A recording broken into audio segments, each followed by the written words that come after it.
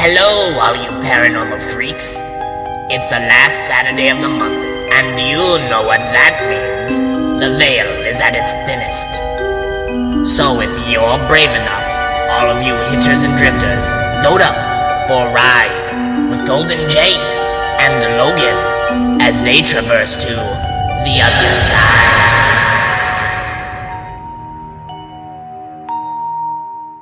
Hello, all of my paranormal freaks out there. It is I, Golden J, coming to you from the other side. What's up, And buddy? it's me, his co-host and future ghost, just Logan. It's just Logan. It's just Logan. What's it? JL. I don't know, man. It doesn't rhyme. It's just Logan, man. It's just Logan. We're gonna give you like an abbreviation, like JT or CC. Fucking S-Dub, like, or the Blue Banshee. Y'all handing out names left and right. Hey, man, we got to do what we got to do. I never did come up with one for your dad. That's just Dan. It's just Dan. Yeah, he's like me.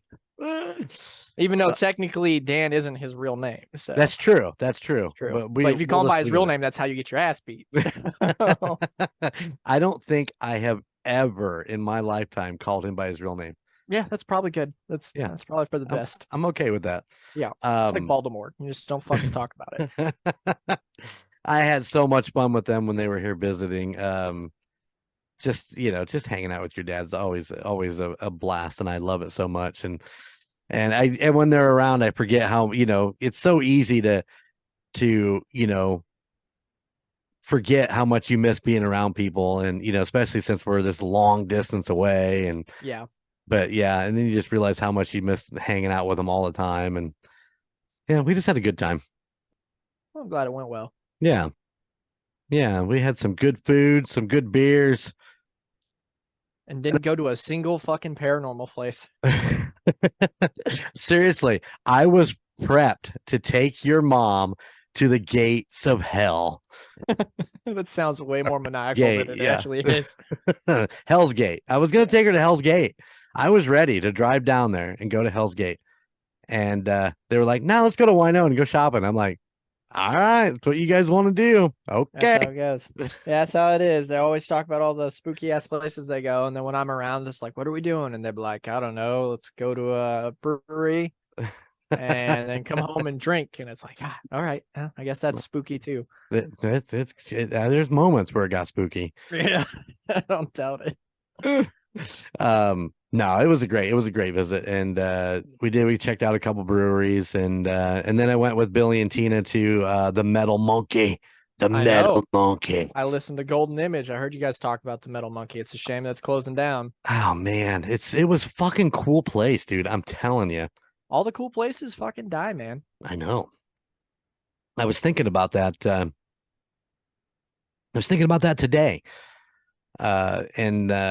Your guys' Poor Brothers brewery and how it closed didn't go up. out of business once. It went out of business twice.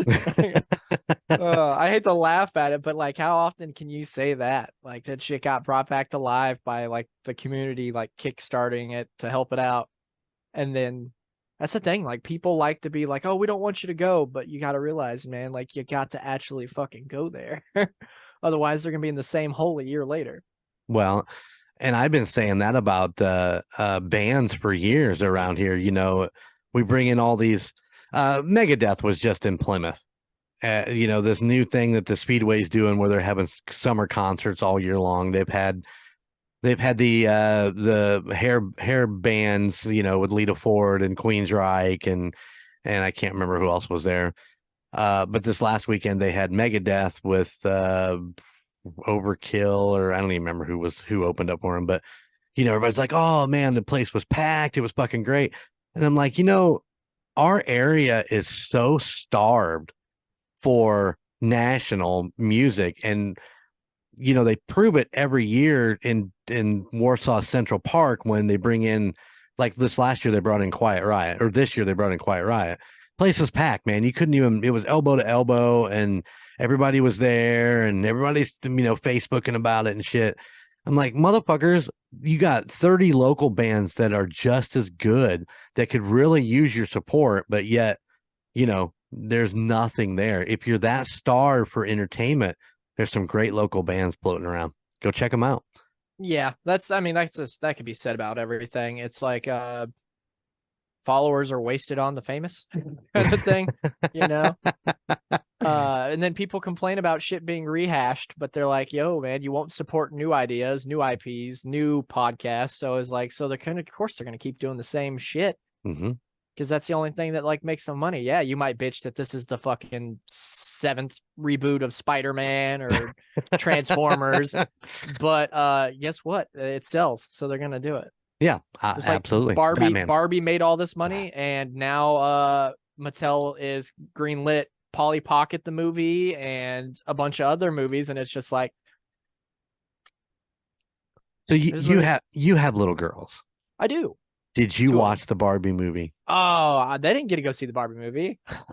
Me and my old lady went and saw the Barbie movie. And you know what? It was great. Do you liked it? Oh, from start to finish, man. Ryan Gosling fucking killed it. Did you go see it? I've seen it. I liked it. My daughter came down for the weekend, 2 or 3 weeks ago, and she's like, I bought it and it's on your Vudu. I'm like, okay. She goes, you gonna come watch it? And I go, I suppose, because all I've heard is good things about it. Everybody talked about how great it was. I fucking hated it. I hated every minute of it. I hated every minute of that movie. I watched the whole thing. But I hated it. I just felt like it covered the bases, of course Ken was dumb. I give him that. But like they covered the women base, and I feel like a lot of people are missing that like men got covered too, because like it was, albeit more silly, but it's like it was kind of like touch on the base that like a man feels like he's defined by his role, right? Like the CEO Will Ferrell's character like felt like he couldn't do anything fun because he was meant to be in charge all the time, and then like with Ryan Gosling, he felt like he was nothing without his significant other, his lady. Without her, he's not seen, he's not important, what he's doing. I feel like they touched on everything. It's just and it made me laugh. Like, you gotta admit, when they're fucking singing at the campfires, like, let me play my guitar at you for a couple hours, and then it pans out and it shows all the kids playing the fucking guitar, and the last one in the line playing the drums. That was okay. So there was moments that I did laugh, but most of it I was like, I just shook my head because it was so. And this makes me an asshole, I know, but it was so feminine driven, and it was just like, come on, in a world now where, I mean, I believe that women are 100% equals and can. I know women that can do jobs way better than men can, and I'm not talking about some, foo-foo job. I'm talking about, on the steel or, fucking working heavy equipment. Oh, hell yeah. Like building a deck. Yeah, exactly. So no, I like it definitely had, like I said, I feel like I don't know. I just feel like it touched on both. I definitely lean more towards women, but because it's Barbie. Right. But I just think like in your case, you're one of those guys that like you're like, I see women as equals and I see women as my better, but then there's a lot of fuckers out there that don't. Absolutely. Then, I with the younger girls and everything, that's something like, I know you had a daughter and everything, and she's grown up and big and everything now, but like that's something that's shit I worry about all the time. Like worrying about dudes treating my daughters wrong or the world treating them wrong, and then it's just like I worry about it. Every day I wake up and hope my kids are like, I'm gay. And I'm like, oh, thank God, you don't have to mess with men. We're fine. We're fine. We're good here. All right. Fair enough. Not to say that the same-sex relationships can't be toxic to each other either. They absolutely could end up with a chick that's a dickhead too. So that is one good way to look at it. I never really thought about it that way. I just I'm fortunate that my daughter grew up very headstrong and very very motivated, and she didn't take shit from nobody along the way. Yeah. And so we're proud of where she's at, and she seems to be happy. I mean, she's not 100% happy at this job, but she's looking towards the future and what can make it better, and I'm proud of her for all that shit. So, yeah, I'm just fortunate that way. So, Yeah, the important thing is just like you've always been great about it. Is just telling your kids they can do what they want, they can be creative and this and that, and like go for it. That's the important thing. And just hopefully they at one point they get to where they can pick their fights and do it on their own. Because like I said, my daughter, she's in pre-K and she came home upset. And of course, Kayla had to tell me about it because one of her sister's friends was like, you're not my friend. I don't like you. It made her cry. And like my instinct was to be like, you just kicked that kid's ass. But I'm like, I can't say that. It's not great. It's not great advice. It was advice passed down to me by my father. It wasn't the best advice then. It isn't the best advice now. but what is the proper advice in that situation? Just grin, bear it, move on. Your life will be better without them, or we told her was like just ignore her and go make friends that are better, that won't make you sad. That's true. There you go. She's good gotta, advice. She gotta figure it out on their own though, because like I said, people are shitheads, so you'll make friends with plenty of shitheads. Some of those shitheads you'll keep around forever. Oh, some of them you can't get rid of. Oh shit. I did start a new thing last night. There's a new series on Netflix, and I know I'm supposed to be watching fucking Only Murders in the Building, and I have like a half dozen movies to watch that everybody keeps telling me, dudes. But there's a new series on Netflix called Wrestlers. Have you seen this? No, but I'm gonna kick your ass because you probably still haven't watched Heels, have you? I haven't watched Heels. Remember, I told you I was like, you would love this. It's about a small town wrestling federation. Oh, it just got canceled this week after its second season. Yeah, because Stars canceled like their whole lineup, and it was like their best getting views show, which isn't saying a lot for Stars, and they still shit canned it. Is Heels on Netflix or is it on Stars? It's on. I watched it on Hulu. But it might, it's Stephen Amell, Green Arrow, is the main character, and that show is so good. Like, you grew up with your dad doing the wrestling and the local federations and shit like that.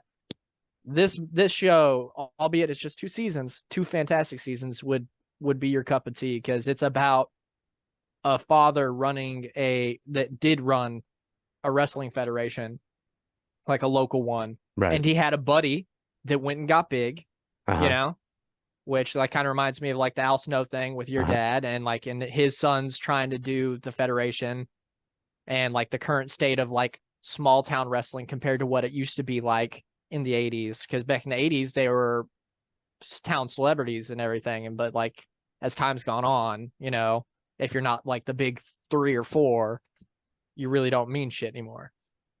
Well, it's funny because this new show on Netflix called Wrestlers is about Ohio Valley Wrestling, based out of Louisville, Kentucky, run by Al Snow.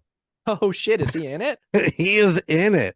Yeah. All the way. I've only watched 2 episodes. I think there's only 7 altogether, but yeah, my old buddy Al is running this Ohio Valley wrestling thing, and it's the same deal. It's about the struggles of trying to make it happen with I don't want to say, well, it is. It's no-name wrestlers that you're trying to, that is trying to make it. I don't know how he ended up with a Netflix series, but I was sitting down last night. I was like, holy fuck. Yeah, man, that's good too. It's all about where it lands, because like I said, like if Heels would have landed on a Netflix or a Hulu, it would have been greenlit for more seasons, no problem. But like when you land on like Stars, it's just like nobody's watching Stars anymore. And yeah, you put it on Hulu the next day, and I can't remember if I pay for that or if it's just instantly on there. But like it hurts shows. So you end up on the wrong network. Heels has people show up too, like Mick Foley shows up in there a few times. You got a bunch of wrestlers that pop in and play cameos. Of course, they're not like playing themselves; they're playing different wrestlers and everything, because they don't want Vince McMahon's people fucking coming after him. But they do like name drop shit like Vince McMahon and all that Right. too. Well, I'm sure. Well, maybe you never know. Maybe Netflix or something will see it and pick it up. And I hope so. In this day and age, if it's a good show, these companies like Netflix or Paramount Plus or something like that will dump a shit ton of money into it. It's definitely worth the watch, and technically, as of right now, it's done. Right. So, 2 seasons, but it's good. I'll definitely check out The Wrestler, though. I didn't know. I seen it pop up, but I didn't know Al Snow was in it. I saw, of course, I follow on Facebook and all that shit, and he posted a couple something about it. But we were recording Indiana Chiefs fans, the one that comes out on Thursday, and we had Coach Rob because he went out with Gunner to the Bears game this last weekend. And he was like, "Hey, you need to look at this." And I'm like, I said, "I've seen it," but he goes, "No, you need to watch this because, Al's in it." And I'm like, "Oh, I did not just like a bit." He's like, "No, he's in it." And I'm like, "Okay." And as sure as shit, I tuned it in and there he was. I'm like, "Holy fuck." He looks old. Yeah, well, I mean, he kind of is. I'm just kidding. Now, if you're watching this, I'm just fucking with you, man. You look great. He does look great, really. I mean, for an older gentleman, yeah, he still looks really good. He's definitely still stout and sporting a gray beard. What was it? We were watching the Chucky TV show the other day, and homeboy that played the main character in Idle Hands back in the day. Seth Green? No, Seth Green was just his dead buddy with the bottle on his head. Oh, okay. The guy that had the fucking hand and everything. I can't remember his name. He's in there. And Kayla was like, she saw his name in the credits, and she was like, "Who did he play?" And then she looked it up, and she was like, "Holy shit, he was the dad." He doesn't look anything like he used to look. That's okay. We Golden 80s that dropped this last Thursday. We talk about Revenge of the Nerds. Oh, it's a classic from the 80s. It was a great one. I've watched it a million times, and I'm sitting there and we're talking about it, and you can hear me stop, and I'm like, holy shit. Timothy Busfield played Poindexter in that fucking movie. And I'm like, Timothy Busfield with fucking Poindexter? I mean, to even look at the comparison of pictures, you don't even see it. But I mean, it's like, holy crap. So it's always amazing who comes in and who falls through. And who, we talked about that in the Miami Vice episode. Miami Vice was a kickoff for, I'll bet 100 different actors, Lou Diamond Phillips to Ed O'Neill to, just a shit ton. So it's amazing. Yeah, no, it's like we talked about the Call guys. It's weird how we watched that King Kong, and it was like the only actor you really knew went on to do Tron and a bunch of other stuff, and he was the best part of that movie. And like I said, Homegirl's acting now. She's in American Horror Story, but I could fucking name another movie she was in. I go from King Kong in 82 or whatever the hell to now with American Horror Story. Yeah, Jessica Lange, is that correct? Mm-hmm. So it's funny. I did listen to that episode, and you guys are talking about Kong, and of course you're talking about Scotty T and that being, I knew as soon as the question was asked that what was it, the 79, I think was the is that right? 78. Yeah, that's right. It was in the 76? 70s. It was 78. Yeah. Yeah, 70 something. Yeah, I remember. Well, I don't remember it like vividly or anything, but I remember going into the theater and seeing King Kong, and that version of it, and having the T-shirts and the commemorative cups and all that shit. There's I actually have one of those cups.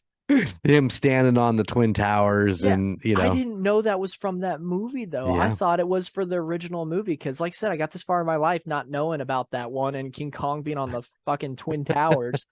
So wait, have you watched the old 33 or 39 or whatever? That's the first King Kong I ever saw as a kid. I was at with Uncle Harold. Oh, yeah, we got it out on VHS. And I knew that VHS was coming up. Yeah, he was like, this is when movies didn't need color to be scary. No, what's so scary is the animatronics that are in that movie.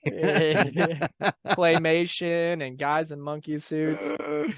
Oh, snap. Yeah. Yeah, I owe a lot of my movie taste to Uncle Harold, watching like the TV movie Flash that like it was like almost a 2-hour long TV special they put out on VHS with fuck, what is his name? The guy that played Flash back in the 70s that came back or the 80s and came back and played his dad in the CW show. Yeah, I can't think of his name. I can't think now. of his John Wesley Snipes. I think Wesley Snipes is a black. Wesley Snipes. Well, no, this guy has like the same name. I'm telling you, I'm fucking googling it. But that he had me watch that. He had me watch the Butterscotch Gang or some shit like that. What was it? Was that an old Western? No, it was about they're kind of like a kids club, but like their buddy went off. Like he was like, I'm gonna move, and then he went and joined a gang and became a shithead, and he came back and was like a problem for him. Fuck if I know. Their movie selection was really interesting in that house, like albeit to how really religious they were. Right. Well, yeah, it's that back room, if I remember right, was kind of like the sin zone, I guess is what the easiest thing I could say was, because that's where the TV was at and that's where the movies were at, and that door stayed closed. Yeah, it had a poster of I think it used to be, it had a poster of like one of the Karate Kids, but not the original on it. So I'm thinking it was one of the I think it was like Timmy's room before he moved out. Oh, right on. And I think they moved him out and then just left a poster on the door. Oh yeah, the good old days. Well, when everybody's up here visiting, we're sneaking to the back room to fucking play Atari or some shit like that. John Wesley Shipp. I was close. And just like I said, Uncle Harold, man, I hope he's resting well, but that was a rad dude. He took me to Pizza Hut as a kid after that church, which that was a scary experience. That was one of those yelly churches. Yes, it was. And he would take us to Pizza Hut after it, because kind of like you did it, you made it through it. Congratulations. And there's that salad bar, and I tell a story all the time, but like I was like, I was a kid. I was like, I don't want lettuce and all that. And he was like, that's where you're not thinking, kid. Come up here. He's like, you see where the lettuce goes? And he was like, yeah. He's like, you see all that pepperoni over there? I'm like, yeah. And he was like, just use the pepperoni instead of the lettuce. Put the pepperoni in there and your bacon bits and your ranch and your cheese and your ham cubes. And he's like, it's like salad, but better. And you make the same salad to this day, don't you? Yeah. You can't beat it, man. That's why I miss all those Pizza Huts with the salad bar. Oh shit. Well, speaking of Wesley Snipes, since we did bring it up a second ago, I went through a rabbit hole today as some of the stuff coming up for Golden 80s. We are going over the Thriller music video. That's what we're going to talk about coming up. So I was doing my research on it because it had been a minute, and I'm like, fuck, I haven't watched this movie, or I haven't watched the movie. I haven't watched this video in forever. So I bring it up and I watch the whole thing through, and I make a couple notes, like you always do. And then of course I'm watching on YouTube, and then it popped up and it's like, hey, Michael Jackson's Smooth Criminal. And so Thriller is like almost 14 minutes long. It's like some 13 and some change. Yep. Smooth Criminal is like 14, 15 and some change. So I sat and watched the fucking entire video for Smooth Criminal, and popped up fucking Bad. And I'm like, oh, well, fuck, I'm already here and it's already starting to play. So I'm sitting there watching Bad. This thing is almost 20 minutes long. And the first 10 minutes is just all movie. Dialogue. With Wesley Snipes as his friend that he comes back from college or whatever, some prep school or wherever he's at. Wesley Snipes is his best friend that he comes back and gets into an argument with. We were watching, it's something you talked about on Golden 80s too, how you're talking about Roku has music channels. One night, it was late at night, we had friends over and it was just us and 2 other friends left, and we popped it on, and fucking we lost like 5 hours of just sitting there on the couch, just like, because it was like the randomest shit like thrown on there. It was like that old music video for like come my lady, you're my butterfly, sugar, oh yeah baby. Yeah Shit like that. And then it plays this Michael Jackson video that I've never seen in my life. that has Eddie Murphy in it as a pharaoh. Oh yeah, I do know that one. I can't think of what it is, but I do know what you're talking about. And it was long too. Now, albeit it wasn't 20 something fucking minutes, but it was like this whole like dialogue, and then it would stop in the middle of the music video, kill all the music, and he'd be like running around talking and shit. That's back when he'd put that shit out on VHS, because Uncle Harold and my grandpa on my dad's side both had a VHS copy of Thriller. And I'd put that shit in all the time because I loved Vincent Price, and Vincent Price had hearing Vincent Price say y'all's neighborhood, it's just something about it that is just perfect. Yeah, I think that was one of the notes I made on that, was that, you know, Vincent Price was the greatest, probably one of the greatest voice actors ever. I mean, his voice is just, it's a lot like Morgan Freeman, you know, when you hear iconic. it. Yeah, exactly. So yeah, it was so much fun going back and jumping through that rabbit hole, and you know, watching some old Mike videos, and remembering when MTV was still MTV before they fucking went to whatever direction they're in. See, but MTV for me, by the time I knew TRL from when I was living in Atwood, because you guys would talk about Carson Daly and have it and stuff like that. But by the time I was old enough to fucking control a remote, you know, to have like free roam of it because parents weren't around, it was Fuse for us, because at that point MTV had already kind of fucked off. You know, it was like if you went to MTV, it was like you were gonna catch Snooki. You know, that was before it was. Yeah, that was before it was just a rerun machine for ridiculousness. Oh well, that is true too, man. You know, damn, I'm fucking blanking on his name, and I know it. Rob Dyrdek. Yeah, there you go. Good Lord. Colton fueling that fucking DeLorean right now, but yelling at that. It was Fuse for us, and I dug Fuse because like it do your music videos. Then I think Fuse was the one with pop-up video in it too, and where it would have facts that pop up. That was VH1.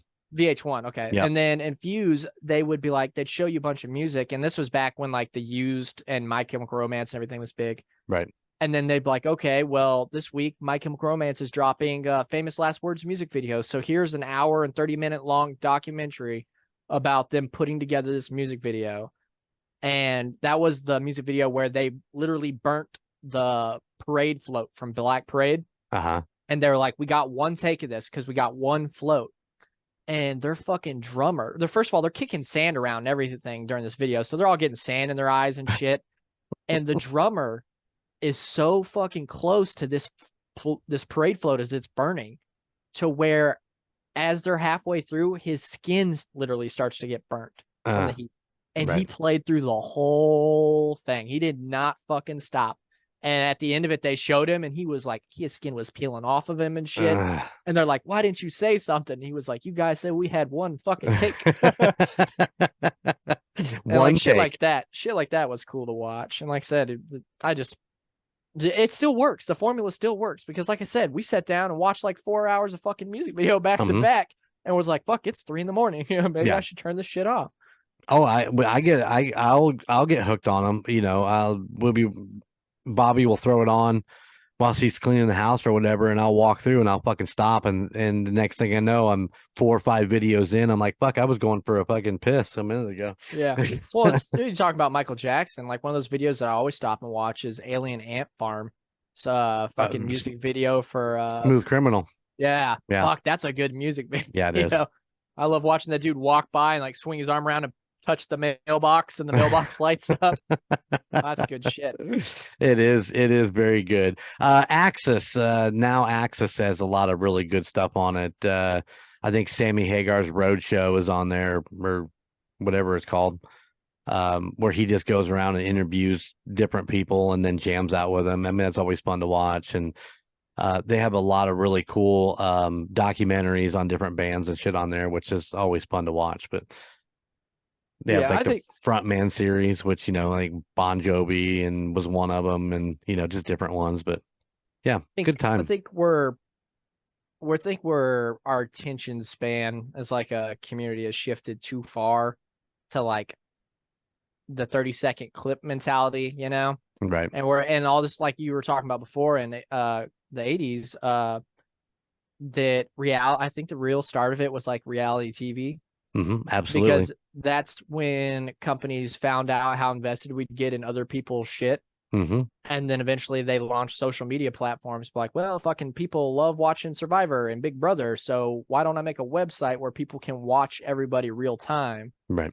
And then that evolved from MySpace to Facebook to Vine to TikTok, and now like everybody's documenting every second of their life in like 30-second fucking clips. Yep. And that's all people are fucking focused on. So like like music is still a big part, but music's a big part in like, as in like, where can I break this song down to where I can utilize it for a certain clip and it blow up. So it's like, as a whole, music is still here, but it's not really whole anymore. Right. It's not about like the journey or storytelling music anymore. Now it's just like, what's a hook that I could do that could be applied to people's TikToks and all that jazz. Absolutely. A hook has always been an extremely important thing in music, period. But now your songs are just hooks all the way through. It's the same hook all the way through, and you get a 3-minute song of the same line over and over and over again. I used to get pissed at how much everybody loved Bruce Springsteen's Born in the USA. And I'm like, he just says it. He just says it like a million fucking times. And I'm like, there's no, I mean, it's, it's a fun song, but he repeats the same line over and over and over again. And we've gone back to that with music today, where it's just like, you need that 30-second clip. For somebody that actually writes a whole song who has a good hook, that somebody will take that out and use it in their TikTok or their reels or whatever. Yeah, it's great for them because, well, Ed Sheeran's a prime example. I mean, he's got some great hooks. I mean, he's got great fucking stories for his songs. And I would totally recommend his documentary on which one is it? It's at HBO Max. It might be, no, it's on Disney Plus, I believe. His 4 episode series that he has on there. Totally recommend that. It's great fucking watch. But he has such great hooks, but he also has an entire song, and I think that's perfect for him, being able to sell all his music by those 30-second clips on TikTok or whatever. Well, a song that I always use for reference for this, have you ever heard the song "I Took a Pill in Ibiza"? Yeah, absolutely. Okay, so, and you know how that's like a club song, right? Yeah. Okay, fun fact, that's not the original version of that song. The original version of the song by the same man, minus the feat, and the DJ that remixed it, is an acoustic song, and it is a fucking sad song. It's about they cut out the part in the version that got radio famous about him going back to his hometown because he blew it and everything. He's like, where people still think I'm famous. You should definitely listen to it, because this man poured his heart out in a song, telling the story of his life, how he made it making the Sunglasses song, like a generic pop song. And then he blew all of his money because he was trying to be cool and keep up with everybody. And it ended with him having to go home with nothing. And his hometown is the only place where people still think he's famous. And it's acoustic. It's sad. And then the song that fucking blew up and went everywhere was that, just remixed and poppy. And like, I love to have people, when we're to get together, I'm like, okay, let's listen to the original one. And they're like, yeah, this is great. And I was like, now next song. And they're like, what the fuck? And I was like, yeah. It's funny because you bring that up. I remember when I don't even remember how I know that story. And, the fact that line that took a pill in Ibiza to some, I can't think of what. Show Avicii, I was cool. Yeah. Yeah. And I remember hearing the story about that line and how, all this went. Mike Posner. Yeah. I think the biggest thing, I know why I did that, because he says in the line, there's a line in that song where he says, you probably remember me for a song or something along that lines. A song that you don't remember, or you didn't even know like I did. Yeah, it was I get along with the old timers because my name's a reminder of a pop song people forgot. Is one of the lines that always stick with me. It's because he was a one-hit wonder. He sang that song about sunglasses and people loved it. And then like he went on tour, and when he went on tour, like nobody knew any of his other songs, but he didn't care because like he said in the song, he was like, I took a pill in Ibiza to show Avicii I was cool. And then oh fuck, I'm trying to remember it, but eventually he's basically like he got sober 10 years later, and he got older, and he was like, but fuck it, I guess it was something to do. And it's just like, and like I said, it was storytelling music, and the only way that it got popular is they got remixed and made to seem happy. As like I said, music originally was something that we used to tell stories, right? And like, and it was from way back in the day to like the birth of blues, to old country with like songs like The Gambler, you know, telling a story about meeting a man on a train, telling you how to like make it through life all right, and he just kind of dies on the train at night. Yeah. And like shit like that. And then nowadays it's just like it's just a hook and a catchy beat that could be utilized to be like, isn't this video funny? And it just kind of makes you feel like we're evolving in reverse. Oh, absolutely. We'll all be back in diapers before you know it. Because like, can you imagine like as we get older, like when you were 60 and you look back and like, this music, this is what I listened to as a kid, or as I listened to as a teenager, or as a young adult. And then imagine your grandchildren and what music they will have to look back on when they're 60. But like, this song came out when I was 13, and it was like, it's just a rhythmic beat with like the same shit said over and over again. And they won't even attach it to the music itself. They'll be like, yes, but you don't get it. See, this music went to this video, and that's what made it good. And the person that they're explaining it to is gonna be like, what the fuck? Yeah, what? It was like, yeah, this isn't that great like this, but when it's paired up to a cat playing guitar, it's the fucking best song you've ever heard. A cat playing guitar. I love it. So, I don't know. But you know, you're 100% right, because you know, this is why you love this song, because you know it came with the video that of that cat, and that's something you'll always, you'll stick with you forever. But and to keep it in the realm of like a paranormal, like shit like this, like with the TikTok mentality and everything like that, it really makes me feel like I must have like a fucking old soul or something, because I feel so fucking out of place with all this shit. I really do. I don't have TikTok, and I'm not going to say that I don't get caught up on like the Facebook things or when they pop up, because like I'm a fucking human. I'm like, hey, that looks interesting. I click on it, and then I'm in a rabbit hole. But it's just like, I don't know. that is the fastest fucking rabbit hole you'll ever go down to. Yeah, I've always felt at home in the like with every 80s horror, 80s movies, 80s music. That's just kind of always been my thing. And I tried at one point. I asked Kayla, I was like, can I turn these fucking things off on my YouTube and my Facebook so they can't get me? And she's like, no, there's not. There is no option to take them off there. They're just there. And it's just like, well, that's fucked, because like I could crank these things off, but then if I crank these off, this is how I see people that I don't see regularly, and how they're doing, and talk to them. So if I crank it off, I miss out on that, but then I also save myself from that. So it's a double-edged sword, man. Yep. It's a double-edged sword. I actually came home the other night, and I looked at Bobbi, and I was like, what the fuck is wrong with my Facebook? And she's like, what do you mean? I go, and I just started scrolling. I'm like, this is a suggestion. This is an ad. This is something from, this or that. Here's something from the Chiefs. Here's something from Flicker Stick.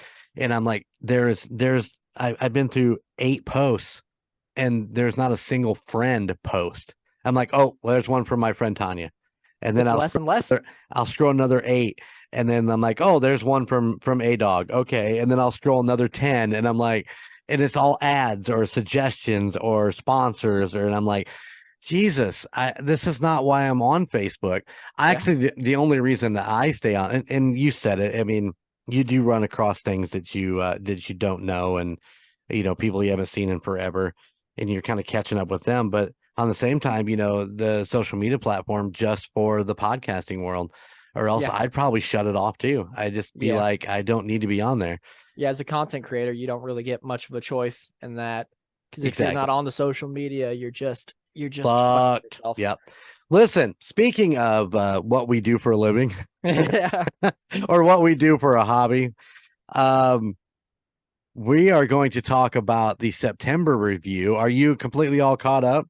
Oh, absolutely. I listen to them as they come out, but then the day of, like today, I go through and I punch in my notes, keep it all fresh. So I'm listening at the podcast at 1.5 speed, which is the only time I fucking do that. And I will tell you, at 1.5 speed, J-Dub, when she laughs, sounds like Theodore from fucking Alvin and the Chipmunks. Oh, that's amazing. Straight up. You got to try it one time. Punch it up to it and listen to her laugh.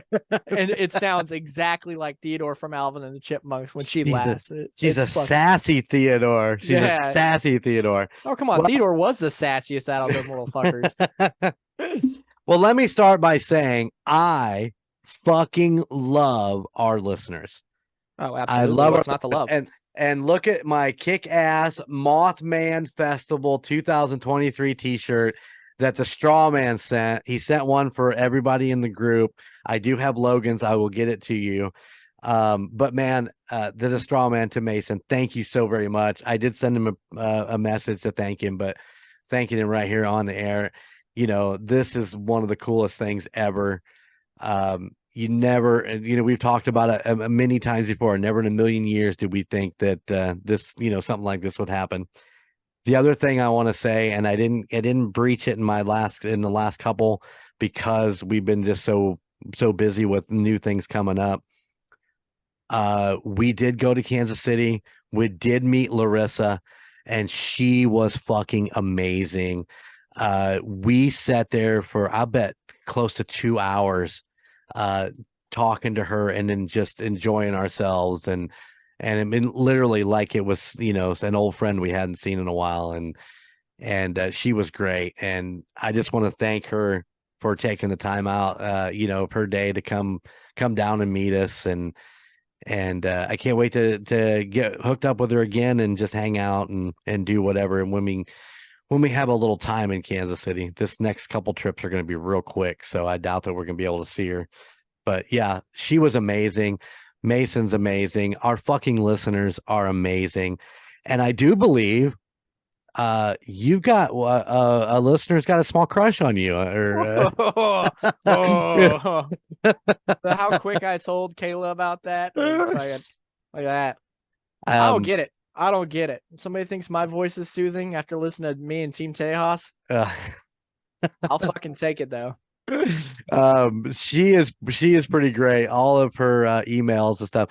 I actually am going to address it in my Vamptober episode, because the latest email she sent me is a little bit longer, and it definitely needs a full opening to a show to really address everything that she put in there.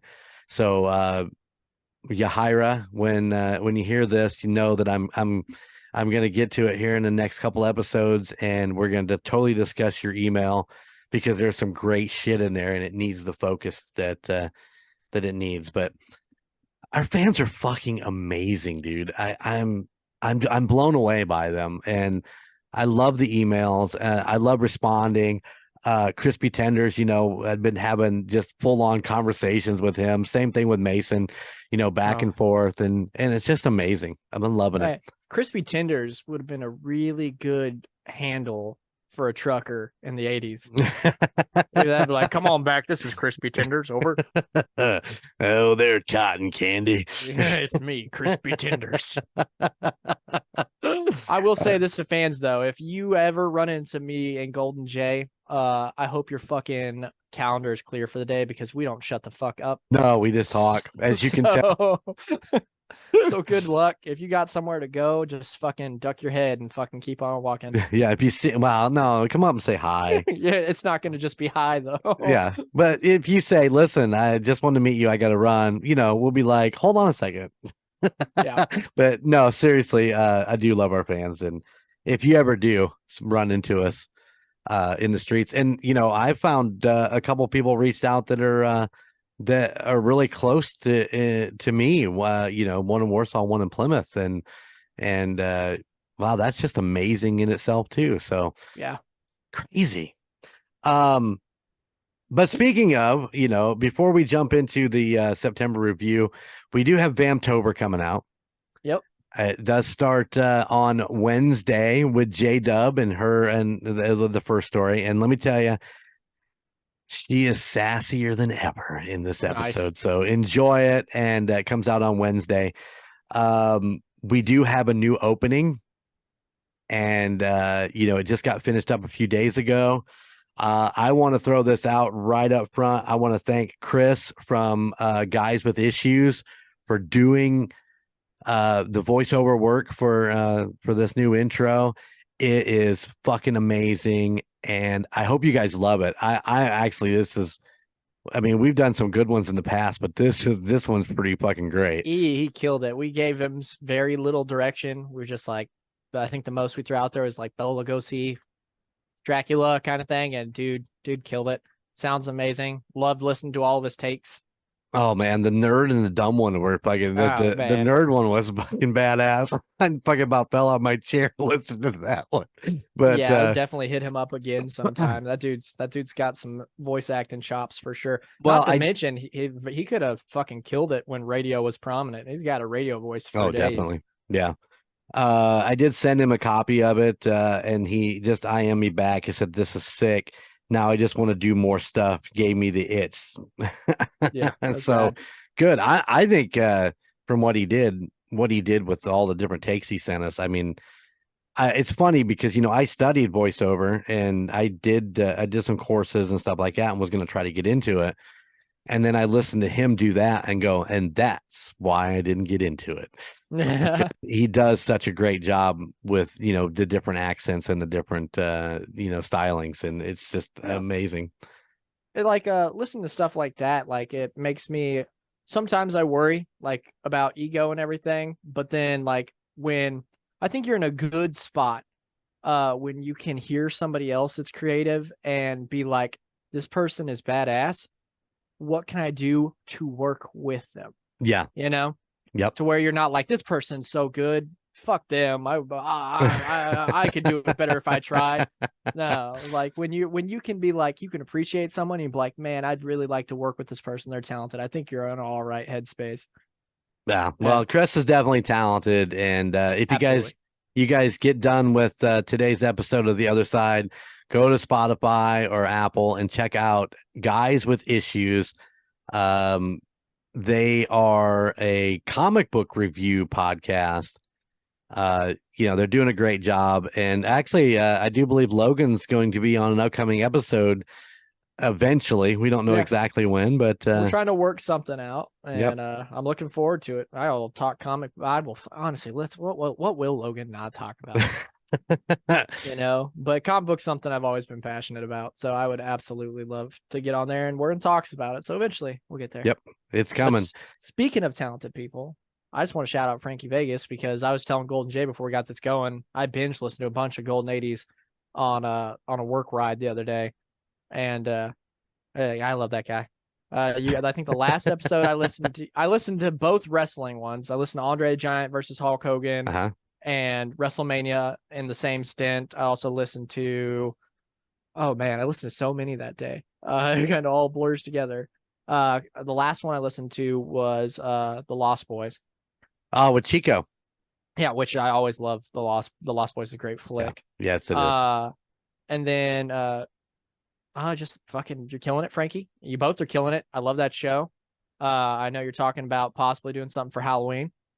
I think you guys should do Halloween 3 because it has nothing to do with the franchise. It was in the 80s, and it is the best movie in that fucking franchise. Oh, I think that came up in the last episode. In the last episode that we talked, that we're not doing Halloween because Halloween 3 sucks so bad.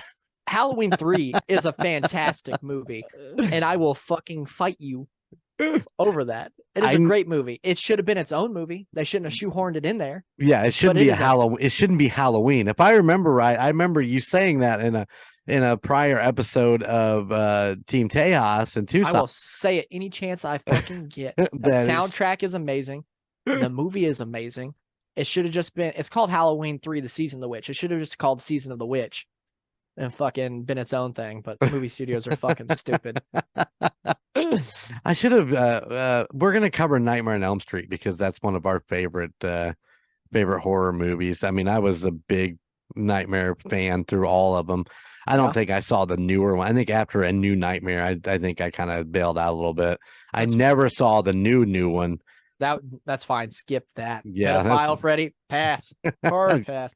Just stick to fucking the best is Dream Warriors. Yeah, oh, absolutely. Fucking the song by Dawkins. Yep. It's fucking amazing. Shame is he'll never be able to see that live because that guy cannot fucking touch those notes anymore. Yeah. Well, but you know we can blame him for that. That shit was. But you can't. Yeah, Freddy's great, man. You're like, welcome to prime time, bitch. And shoves her head through the TV. Yeah, you can't go wrong with that. Yeah, no, you can't. Or the Dawkins video at the very end where he's cuddled up with Freddy's cuddled up with the black. Who were those guys? Who were those guys? Yeah. No, anyways, let's get to we've totally gone off a fucking rail here. This is why it is the other side. This is why we're doing what we're doing. We are doing September review. I'm gonna let you take the lead on this and just I lived it, so I got you. So our first one of the month was episode 76, Alien Abductions, presented by J-Dub on August 30th. So this was we didn't discuss Alien Abductions in the last episode. I thought we did. No, Alien Abductions was the 30th. It was the episode right after our first other side. Other side. All right. So it's still technically in August. Fair enough. I didn't have that on my list. I'm fucked. Yeah, J-Dub. Oh, it's fine. That's fine. I got you covered here. J-Dub not only covering a case, but covering something that she is deeply fucking afraid of.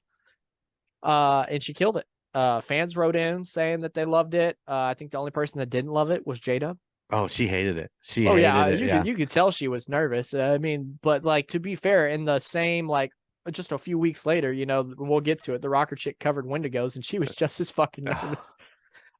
So listen, behind the scenes here, there was some creative editing. Nothing, nothing horrific. Nothing like a lot of dead space that I had to take out of that episode because literally J-Dub was just miserable covering that, where it bothered her so much she just had to stop and just kind of collect herself and then move on with the story. Like I said, it wasn't like anything where she would broke down and start crying or anything like that, but she was shake and she'd be talking and she'd get all flustered in her words and stuff like that. The edit turned out really, really good. I was very, very happy with it. It wasn't something that, where I had to cut shit out and it didn't make any sense or anything like that. She did a great job of presenting this, and the cuts that we made were very easy to make because she stopped, set herself, and then repeated, and we got a really good take on it.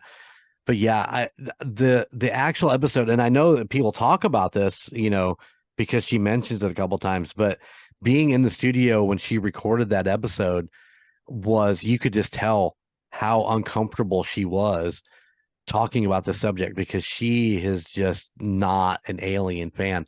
And I asked her, I said, why would you do that? And she's like, I did it for the people. And I'm like, well, you did a great job for the people, but is it worth making yourself uncomfortable? We can cover it in a different plane or whatever. But she's like, no, I got a part 2 I'm working on. I'm just trying to get it all worked out. So I'm like, all right, you go, girl, whatever you want to do. I'm behind you 100%. I got you back. Mad respect. I completely get it. Because I think the only episode of Team Tejas that was kind of somber was Felipe's second part, where he talked about his experience with the paranormal. Mm-hmm. And it was so relatable for me to where it affected me while I was recording, to where a few times where I did speak up, you could hear my voice crack.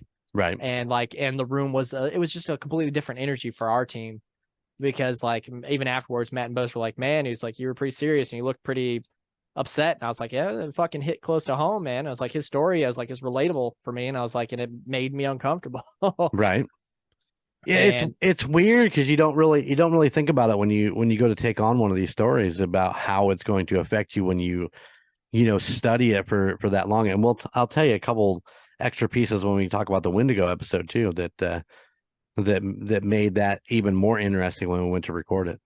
well, yeah, it's just like with the Murd Nerds, like you fucking engross yourself in true crime so much, and these cases that are unsolved, so no resolution, no bad Right. guy gets fucked in the end, or somebody gets their closure they need. So you just fucking, it's just you're spending these hours and hours just soaking up this stuff that just sticks with you, and Right. not necessarily in a great way. And then like J-Dub covering something she's scared of, I'm sure at some mental level it helps in the end of the day, but like I'm sure it's like walking through hell to get to heaven type deal, like you're suffering all the way there. Right. Well, she did an amazing job, She and did. it turned out to be a really great story. And like you said, a lot of people emailed in and congratulated her on a good job, and she did a great job. Yeah, and it's something we haven't really fucked with a whole lot in TUSOP. We did cover was it the Smiling Man, which was supposedly an alien, and then outside of that, like we mention aliens every now and then. Right. But it's nothing that we've really covered straight on. And like I would have never thought that it was going to be the person that was terrified of aliens to be like, nah, fuck this, I got this. Give it here, put me in, coach. You and me both. When she told me, I'm like, are you sure you want? Yep, I got this. I'm like, okay. And then, of course, then I bought the alien mask. Because you're a piece of shit. Oh, yeah, I am. That's the wrong lady to do that to, too, because she'll put you in the ground. She will, too. Yeah. She knows how to use guns. She will use one on my ass. So what is Golden J's thoughts on aliens? I know that you've talked about, you're like, if you can somebody can look you in the face and be like, there's nothing else out there, they're just ignorant, basically. They're just like, how can you be so self-involved to where you think we are the only thing in this fucking universe, let alone the universe is outside of ours, to be even close to us, like intelligent flies? Well, and that's exactly how I feel about it. I think that the universe is so vast that to think that we are the only intelligent life out there is very self-centered and very arrogant and very ignorant. I don't really know why they would want to come here.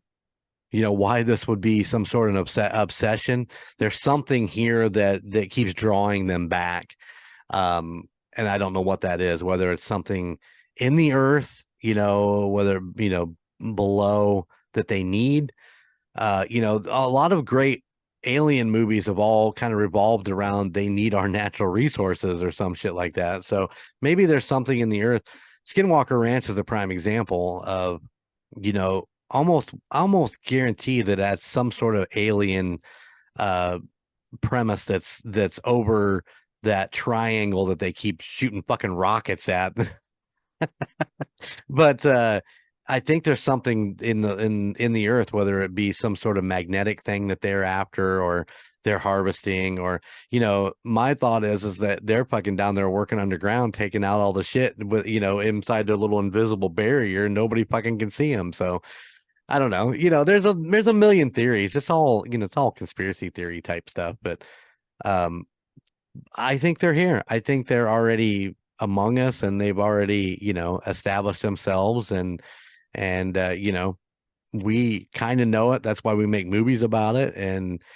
And now that the government's really, jumping on board the hi ho that, yeah, they're here and we've done all these different things. And I saw a report from J. Edgar Hoover's granddaughter that says that he had a deal with them. Yeah. That there's actual photos of him shaking hands with a giant green man, and not the ho ho ho green giant guy. I'm talking about a big green alien. So I don't know. I've never seen one. I've never seen any. I've seen things in the sky that I can't explain, but nothing that I could ever say, yeah, that's a flying saucer. My take is, I agree with you. I think they've been here. I think they probably are here, or not too far from here. I'm gonna put on my tinfoil hat for a second. Okay. And My ideology on this is that we are to them what mice and rats are to scientists. Oh. I think we are here because they come here because we are similar enough to them to where, you know how when we have a disease, we test it, cures and vaccines, inoculations on rodents. I think that they come to us throughout time and we're that to them. It's like when stuff like the bubonic plague came out of nowhere and decimated our population and everything, was like, okay, they're like, well, we got this thing now that's hurting our things. We need to try to figure out how we're going to cure it. And they put it down there in test groups. And they're like, all right, so they figured this out for them. How can we use it in this? Or they dealt with it this way. And like, I feel like we could be a test group for it. And I feel like there's more prominent stuff in past because we had less technology to do anything about it. Right. I mean, I feel like they have definitely influenced our culture in the past because there's a lot of things we can't really explain about how human beings made this back in the day or this when like we can't even figure it out now.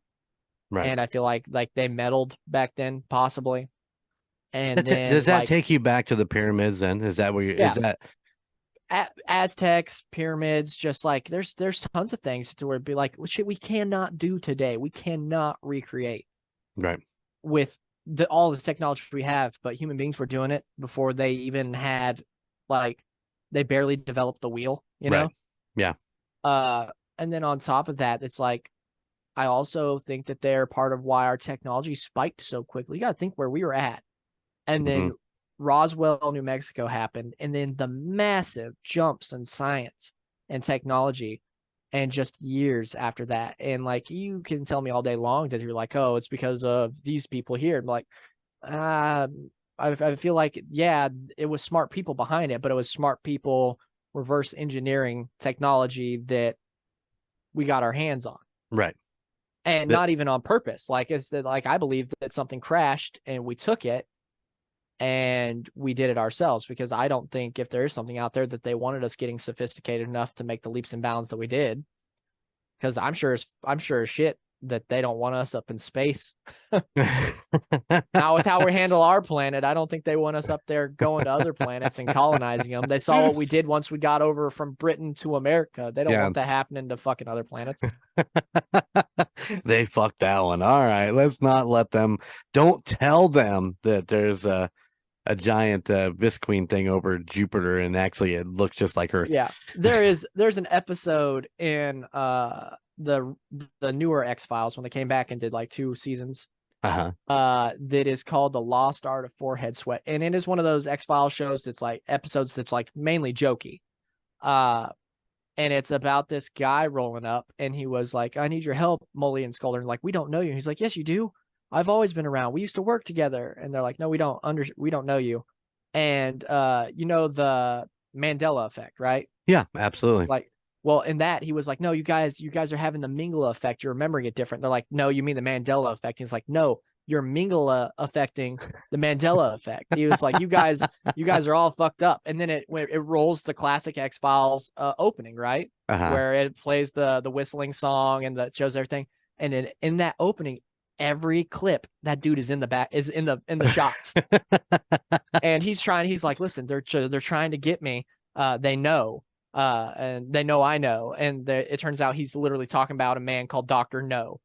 And he's the guy that's in charge of fucking Mingala affecting everybody to keep everybody going in the right direction. And the episode ends with Mulder being like, they're taking this guy away in a crazy cart. And they're taking him away. And he was like, hey man, if we really were friends, like, how did it end for us? And he was like, oh, it was the best adventure, Mulder. We got all the answers you ever wanted. This fucking UFO comes down.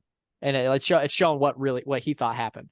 This UFO lands and this alien gets out of it and rides a Segway over to Mulder and Scully. And he drops the Hubble telescope, the one that we put like the golden record in and all that shit and shot to space back in the day.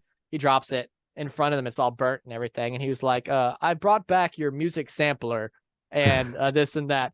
Us members of the space committee decided that you humans are not bringing your best people to space. And they basically do the Donald Trump speech. He's like, you're bringing your rapist, your criminals. And so we are building a giant wall, albeit an invisible space wall, but a giant wall to keep you out. And then it just gets in his spaceship and fucks off. And that's like, I feel like that's what aliens would be like. They'd be like, you guys just stay there. Yeah, Keep just fucking up your planet, and let's leave it at that. yeah. You guys got this. Yeah. That's funny. That's It was a funny. great episode. It's one of my favorite. So let's move on to the next episode. Which is episode 77. Oh. That is Chiller Filler. Visitors from the South, September 6th. Visitors from the South. Yeah, that would be when my parents came all the way up from Louisiana to visit with Team Boogers to discuss the many haunted places they have gone to and places they'd like to go in the future. You guys also discussed satellite porn and favorite cartoons. I got a side note on that favorite cartoons shit. The Smurfs fucking suck ass. Oh, sorry, Frankie Vegas, but they absolutely eat ass in the non-fun way. Smurfs are awful. Only thing worse than Smurfs are the Snorks, and all they are Smurfs under fucking water. Smurfs underwater, absolutely. But come on, the Smurfs were not that bad. It was fucking awful. It just repeated the same storyline every fucking episode. Fucking Gargamel wants to, I guess, eat Smurfs. I don't even know. I don't even know what he wanted. He wanted to eat them. That's his thing. Like his plot was like, oh fuck, I guess I'll eat them. They're delicious. I don't know. And the thing is a lot of people don't know this. Smurfette is not even a real fucking Smurf. Right. No, I knew that. Yeah. Yeah. So it was all dudes. It was literally all dudes until Gargamel was like, I don't know, I'll make one and slap a vagina on it and throw it in there. Cause he's like, what will fuck these guys up no more than anything? He was like, I got it. Vagina. So let me ask you this. If Gargamel just wanted to eat the Smurfs, why wouldn't he just fucking make a bunch of Smurfs if he made Smurfette? Because it's not the same. It's like eating a fucking Impossible burger. Like, sure, it kind of tastes like it, but it's not the fucking same. Oh, man.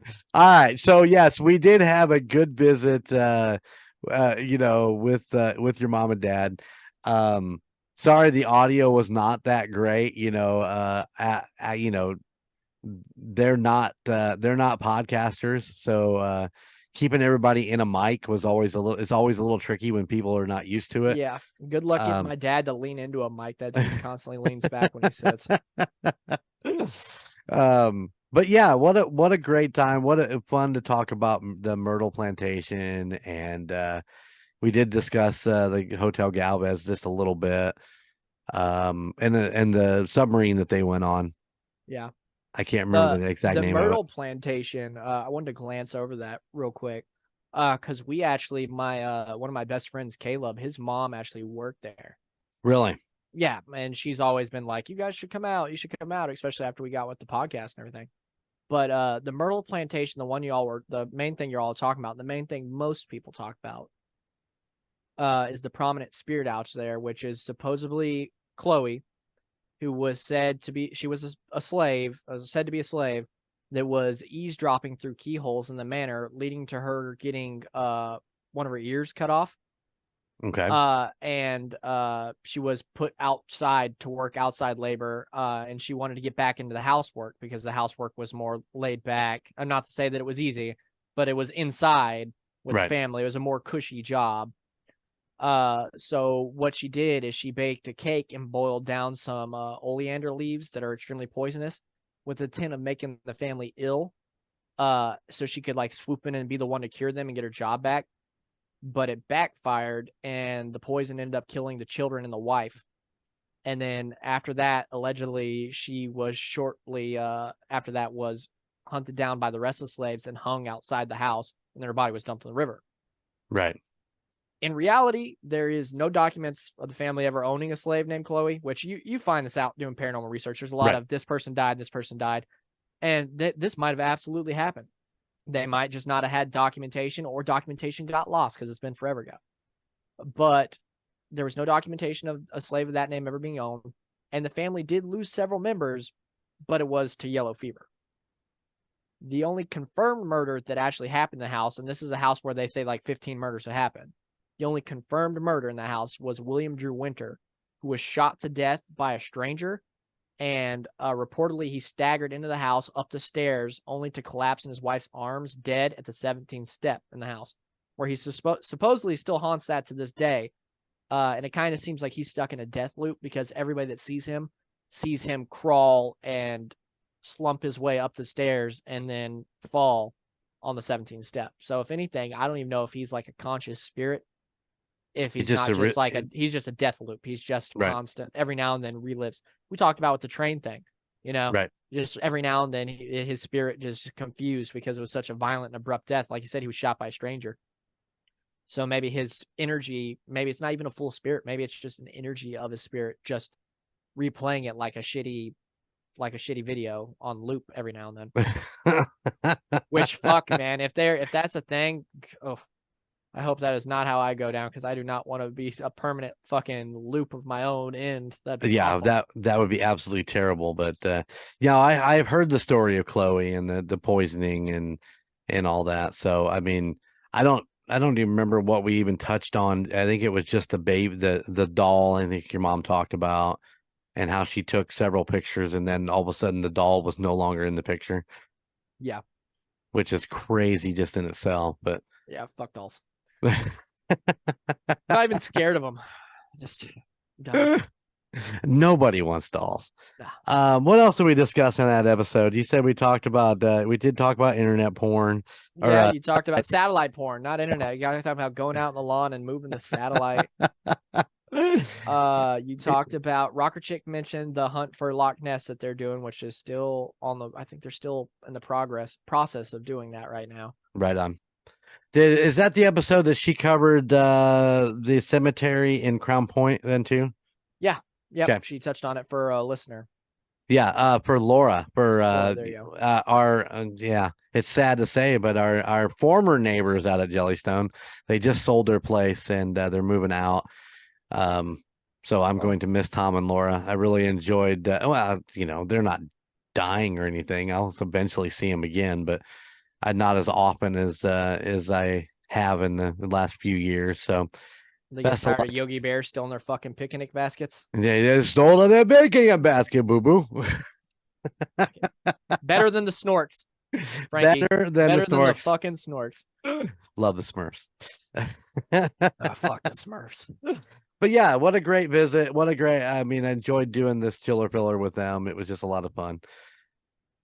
No, I'm glad that they got on there. Like I said, I'm happy they got down there and saw y'all. Yeah. I'd like to see y'all too sometime, but it's just hard to move with the children. They don't have that no more, so they can get up and go whenever they want nowadays. Well, don't forget, I did send a box of goodies with your mom, so you need to go over there and get it from her. So, oh fuck, she can come here and give it to me. You're probably gonna have to go get it from her. Yeah, absolutely. But it's got some good shit in it, so you better get over and get there. Yeah, I need to. I think the only thing else you guys touched on is you always got to sprinkle in your little yarn board about Bigfoot and aliens and all that jazz, and you guys briefly touched on that in there too. Oh yeah. I mean, I've got this new thing. I got this new obsession with Bigfoot and Sasquatch. The Sasquatch, the Yeti, the Tech, they're all connected. And I got I went out and bought my red yarn so I can start working on my wall. It is popping up more and more. Today, leaving work, I saw someone that had a decal that was like the Skunk River Bigfoot something on the back of their truck. And I was like, son of a bitch. It's everywhere. Bigfoot or Sasquatch, whichever you prefer to call. I mean, to me, it's the same thing, but has become very pop culture-ish. And like I said, one of the girls has it on her Jeep. It's a license plate. I've seen tailgate covers on pickup trucks, with the Sasquatch laying on his side with a fucking raccoon covering his junk. Jeeps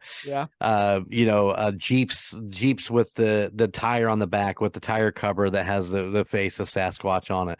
It just seems like recently it's just become this really, really big pop culture thing to have. So He's becoming an ad icon. He's as noticeable as your Green Giants and your Snap, Crackle, and Pop. And It's talking true. about missing out on branding opportunity, you're like, call him Bigfoot, call him Sasquatch. How about call him fucking Skunk Ape, man? You guys Yeah. want some of your own Bigfoot merchandise? Come on down to UnitedStatesParanormal.com. Get you a tank top of Skunk Ape pissing on a tent. I know, right? Can't 100%. disrespect. He don't want you in his woods. I He might use not maul you, but he'll pee on your shit. I use him for every YouTube tiles now. So I mean, when you go, you'll see the skunk ape pissing on that tent. So you too can have that T-shirt. Please go buy a T-shirt, please. Yeah, absolutely. It's a great shirt. We're about to we're about to drop Vamptober merch. So Oh man. by the time this is up and running, then what's it? Next 30 2 days. 2 One days, day. 2 days. One day. One day. One day. Yeah. Yeah. So Midnight. if you're listening to this on if you're listening to this, then at midnight tonight, the Vamptober merch will drop. Yeah. Or is it 1 a.m.? No, it'll be up midnight. It'll be Okay. up on midnight. We got you. All right. There's a time difference depending on where you are. You know what? Midnight Texas time. Because Texas that's where time. Logan works. Central. It's in Central Time, midnight Central Time, which is 1 o'clock Eastern. So for those of you on the Eastern time, this whole fucking thing is a mess. Yeah. Oh, That was basically all of it for Chiller Filler. You guys touch on a little bit of everything, but the Chiller Fillers are always fun. yeah, they are. They're like No they're like script, doing the just other relaxing. side every once in a while. Yeah. Yeah. Just Exciting. I'm fairly certain our opening was probably almost as long as Chiller Filler. Just today, yeah. Yeah. So the next one is episode 78, which is Haunted Montana, aka The Dawn of S-Dub, presented by Golden J on September 13th. The Dawn of S-Dub. S-Dub. Listen, having Sean in studio and just being that little extra pick on J-Dub is so much fun. It's you don't really think about those gouges, but man, he got some good ones. Let me tell you, I think that was it Crispy Tenders that actually said that before he saw photos, he envisioned her as Carrie Underwood, and what did he say? Like a really short Carrie? He's like tiny Carrie Underwood. But just shit like that. Even when we weren't recording, there was a lot of little jabs, and it was just fun having him in the studio. And of course, as we record, we always do 2 episodes at a time. I don't think that's a big secret. But so he was there for the next episode, the Wendigo episode. So you just kept filtering through more and more and more. But yeah, Haunted Montana. Yeah. I'm gonna pitch this because how can you not? You need to have S-Dub back, and you need to have him cover his own story about zombies, and the episode title can be Shaun of the Dead. Oh snap! There you go. That'd be good. That'd be good. All right, well, I'll pitch that to J-Dub and have her work up a good zombie story, and then we'll bring him back in. So Haunted Montana was technically suggested by Rodney, right? Yes, I believe so. Yeah, and he's from Montana, I believe. And what Golden J did was he picked out what he thought were the more interesting, not necessarily the most well known or the most haunted. He just picked out what was the most interesting to him. Yep. Which the first case you covered was the Western Heritage Center in Billing, Montana. Yes. Which is supposedly haunted by a girl named Priscilla and an elderly man who seems to enjoy the paintings in the building. Which they think is the actual artist, and I can't remember what his name was right off the top of my head, but they think that the old man that enjoying these paintings of this particular artist are that artist. I just think I would be upset if I was in my spirit and my thing is to fucking sit there and look at work I did while I was alive. Fuck. I mean, that and the fact that you're like. If you're staring at it and you're like, fuck, I could have done that better. Also, you're going to watch it get fucking older and shittier throughout time. Watch some little dickhead come up and fucking eats ass on it or something. He's just kind of picking his nose. There's a new booger on it. Yeah. Yeah, I could see that. That sounds like a special kind of hell. And then you said you couldn't find anything on Priscilla as far as like if she died there or Yeah, if she was a real person or not. I done some searching around. I mean, I didn't spend a ton of time digging around, but I thought that if, I have several different styles or, different wording in searches, and nobody really had anything on this little girl. Did you find something by chance? Did you look? I tried and I could not find dick. Yeah. Well, good. Now I don't feel so bad that I didn't find anything because, I mean, I don't even know why they called her Priscilla. They never really even said why they picked the name. My theory on that is like when people are like, where this name come from? Where this come from?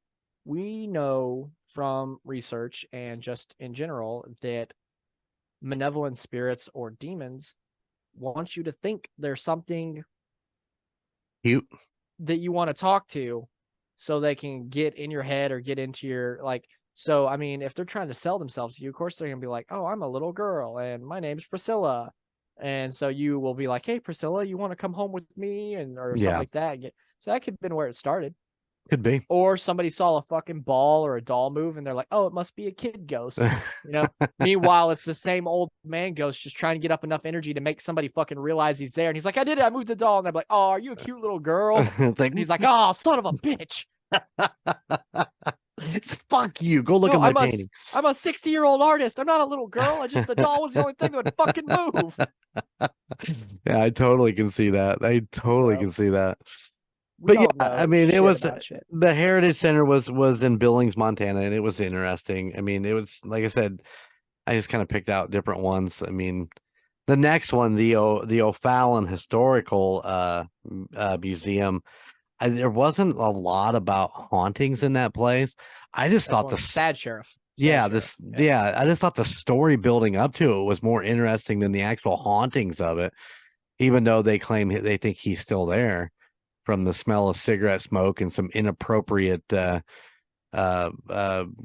comments or something that I forget exactly what it was, but yeah. I think that dude, what happened there is like he saw the writing on the wall. The chick was like, could we take a little bit more time before we get married? She's banging somebody else. He realized he was getting fucking friend zoned, that she wasn't going to marry him.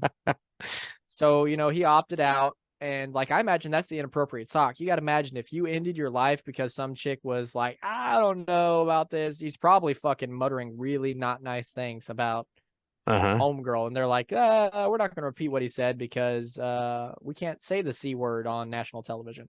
See you next Tuesday. Yeah, exactly.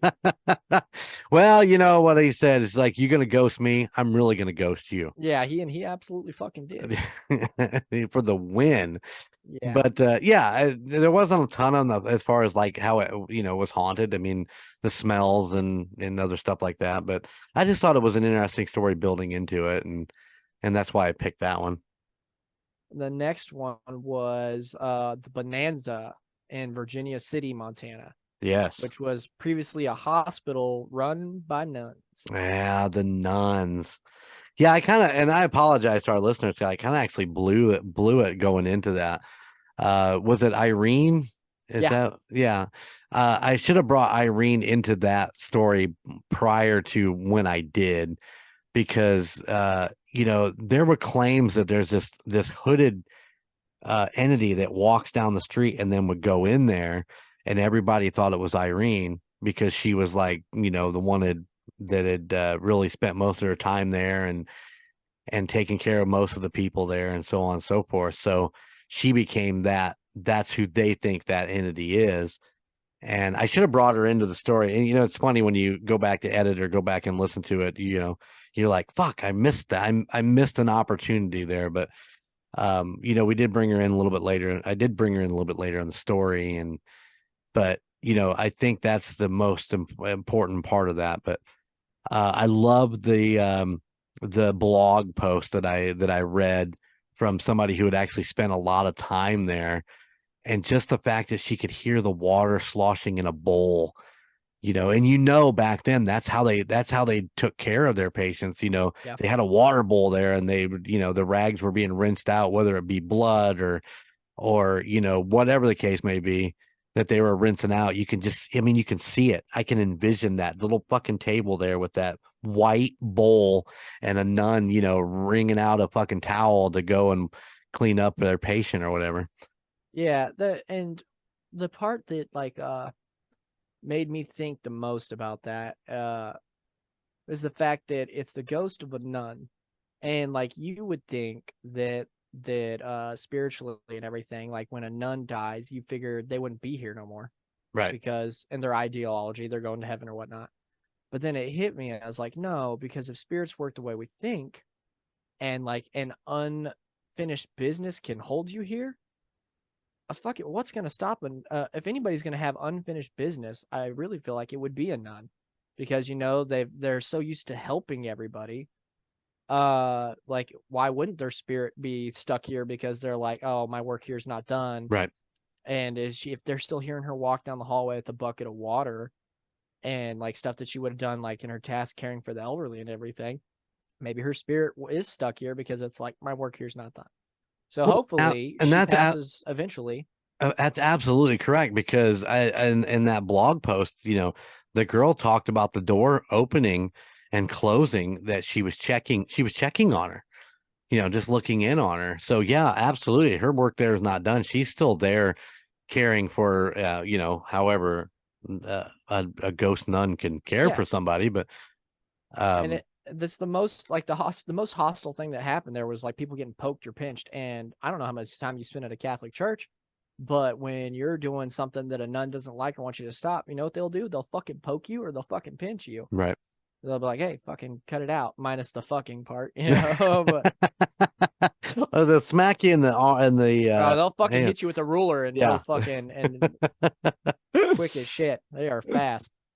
But yeah, no, that makes sense to me. Like if, like I said, the spirit just lingering because she feels like their work's not done. I could see that. Absolutely. And then what was after that? After that was the Montana Terrestrial Prison in Deer Lodge, Montana. Yes. Which was operational from 1871 to the late 1970s. Much like most prisons, this building was plagued by death, murders, suicides, and even a massive riot in 1959. They claimed the lives of officers and prisoners. Yep. The place is host to apparitions, ghostly noises, poltergeist-like activity. One of the most well-known haunters, it was Turkey Pete. Turkey Pete, which was the former convicted murderer. Yes. And I do believe, if I remember correctly, the guy that kind of got the whole riot thing going, him and his partner, he ended up killing his partner and then killing himself before. Murder-suicide. Yeah. And so they're still there somewhere, I guess, too. So. Oh, yeah, I would imagine. Yeah. We're back to these prisons, and the prisons and sanatoriums are a lot alike, where misery, torture, pain, it just seeps in the walls. And it's hard to even think about these places not being haunted with all the misery that went on inside of them. And this one's no different. I mean, it's just once again, it's probably one of the most haunted places in Montana. Yeah, energy's got to go somewhere, Yeah, it doesn't just fuck off. So like places like that, absolutely, all like you said, all that misery and that hate and that pain and violence and torture, it's all going somewhere. Yeah. So even if the spirits move on, like their negative energy, I really absolutely believe can affect the presence of a place for the rest of forever. Oh, absolutely. Just like it's like you said, just like your sanatoriums and all that jazz, or these hospitals where doctors were doing fucking awful shit, These the lobotomies are the worst, and and it's so interesting to go back and research some of these that did lobotomies in them, and they're like, they didn't really need to do it; they just did it to do it. Oh yeah, back in the day where a guy could literally be like, I'm tired of my wife, so I'm gonna say she's fucking crazy, drop her off here, get her lobotomized, and go get me a new one. Yeah, I'm trading her in for 2 20-year-olds. Fucking that's fucking scary as shit. Oh man. But it happened, and it happened a lot. And a lot of the stories I've researched, it was like, I think I can't remember which one it was now that I did, where the first patient was somebody's wife that he dumped off, and is like, she's nuts. Oh yeah, no, it's fucked. It's something a lot of people don't talk about is that President JFK had a fucking sister that she wasn't even going to be born fucked up, but when she was being born, the father or the nurse and the mother would not let the baby be born until the dad got there. So they literally held this fucking baby inside this woman. Mm. So the baby came out with brain damage. Yeah, because they said that some oxygen supply and all that was now. Yeah, all because of they're like, we can't have it until the master gets home. And his dad was a big fan of that fucking trying to remember what it's called. People are yelling at the radio right now, but it's the thing where was it eugenics or something? I can't remember. It's where they believed in breeding people of higher pedigree together to make better people. Eugenics or something like that. I can't remember what the fuck it's called. He was a firm believer in it and everything. And he ended up having a daughter that was not mentally right because of stupid shit. Right. So he kept her locked away and everything. And eventually he told, and she was still functioning. She was still a functioning human. She just wasn't all there. And he told the family, all the kids and everything, including JFK, that they sent her off to a fucking boarding school. But what they really did was send her off to a fucking place where they fucking lobotomized her. And it didn't take like a normal lobotomy. It didn't completely ruin her. And eventually in his adult life, JFK found out. And when he did, that's when he made a big push for championing for special needs people. And his older sister championed for the Special Olympics and helped found it. And the funny thing about all of this, you know how all the Kennedys had like a curse of dying young and everything? Right. She outlived every one of those motherfuckers. Dad, brother, sister. She lived the longest out of all of them. And rightfully so. Abso-fucking-lutely. Yeah. Oh, yeah. So let's move on to the last one. Oh, that's not the last one, dog. We got two. No, the last one in Haunted Montana. Oh, Haunted Montana. What? Yeah. There's one more. Yeah. Bear Canyon Campground. Yeah. In Bozeman, Montana. I thought the girls would get a kick out of this one since it's a campground. I just thought that's why I picked this one. Yeah, you don't hear a lot about haunted campgrounds. No, you don't hear anything about haunted campgrounds. I mean, every once in a while you'll get a serial killer that kills, Girl Scouts in the camp or whatever. Oh, don't fucking remind me of that. That was a rough fucking. That one fucking stuck with me for a hot minute. Yeah. Yeah. So what was that? Camp Murderers, I do believe, wasn't it? Yeah, sure was. Where everybody let down the fucking Girl Scouts. Everybody had their heads firmly up their ass. 100%. They had a pre-warning on it. Go back and watch Camp Murderers if you haven't. If you want to be really fucking mad at a bunch of adults. They had a fucking killer write in and be like, hey, I'm going to murder people on this weekend. And they're like, nah, it'll be fine. We'll in the Girl Scouts. And we'll put 3 of them closest to, the farthest away out in the middle of this fucking woods. And then we'll all act like we're fucking surprised when they're all dead. Yeah, exactly. Fucking jeez. But yeah, as far as a haunted campground, I've never heard of a haunted campground. I have theories about this haunted campground. All right, talk to me. Okay, so this is a home of another female spirit in a white dress, which is something we're all familiar with. La Llorona, the white dressed woman is like a very common spirit. But this time it's in the form of a little girl. And the way the spirit acts, and the fact that she leaves behind the smell of tobacco makes me think it's not what it's not what it is. I don't think it's a little girl's spirit. I think it's something else, because the way you talked about this thing luring females out into the woods and all that shit, this gives me skinwalker vibes. Mm-hmm.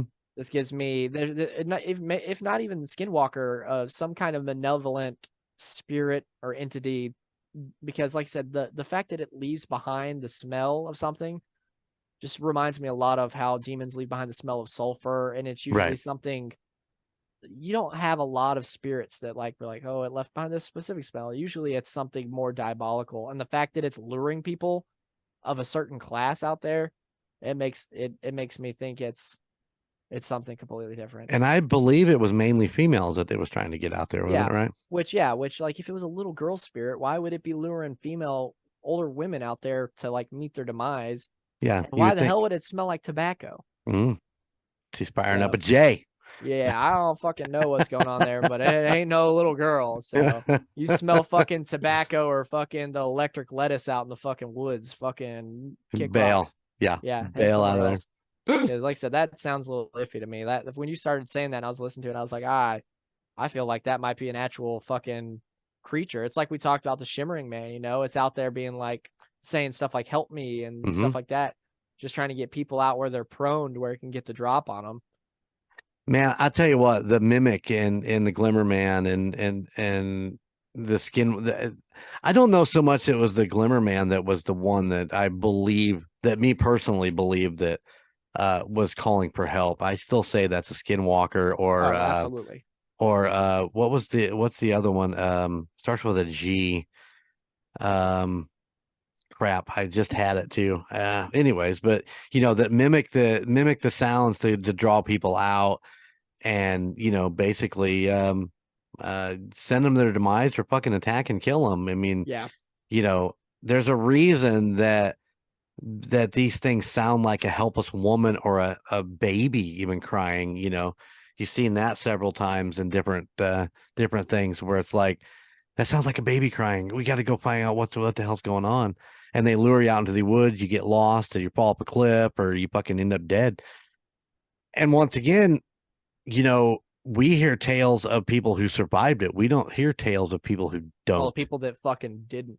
Yeah. You know, you hear tales of the people that were smart enough to be like, and I dropped my fancy binoculars and hauled ass the other way. Because the guy that was like, no, I'm gonna go check this out, doesn't come back to fucking tell a story about it. Yep, exactly. But yeah, so that was Bear Canyon Campground in Bozeman, Montana. Place I will not be going anytime soon. Probably not me either. But yeah, I do believe that was Rodney that sent in that's a suggestion. I love doing these you know, these little 5 haunted, you know, places of, I mean, I've got 50 more states or, you know, so to get to, so I can work that out. I love doing these because you don't spend so much time digging around trying to get the full story and making an interesting hour episode. Yeah.